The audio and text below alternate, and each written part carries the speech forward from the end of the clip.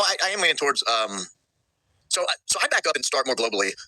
Is there evidence that Charlie Kirk was going to survive September 10th?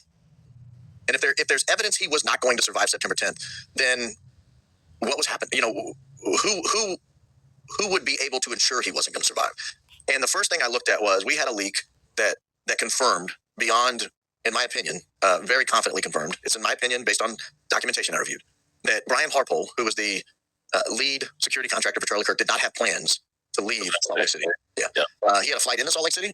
From what I was told and what I was able to review, now granted, there may be other things I didn't see, and I'm willing to make that correction, and I've offered this to him. If he will show me evidence that this isn't correct, I'll be happy to correct it. But I've seen evidence that he did not have plans to leave Salt Lake City. There was no return flight back to DFW, nor was there a flight to Colorado the next day where Charlie Kirk was expected to speak, nor was there a flight at all to any event, which, based on the documentation I reviewed, was inconsistent with Harpole's pattern.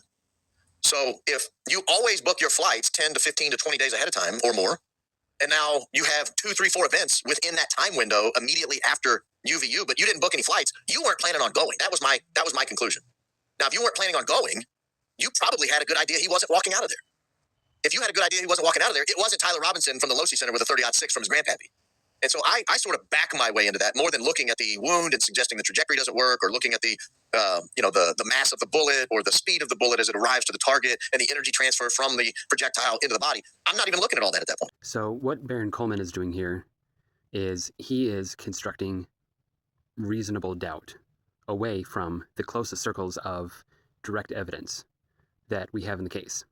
And he even tells you that he's doing this because he describes the closer circles of known evidence, such as what a bullet does to a human body, any energy transfer, all of these things. He actually lists a few of them out.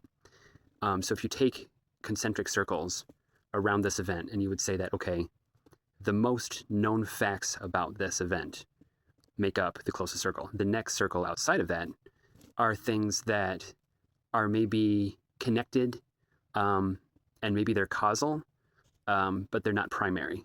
So the third circle would be things that are more circumstantial, not causal. And what Coleman is saying here specifically is that he's starting way out on the circumstantial ring of information, and then he's piecing together clumps of data around that. So he's literally constructing the reasonable doubt against the known set of evidence for this case. He's not trying to sell you the truth here. He's a lawyer trying to be persuasive, which is his tradecraft.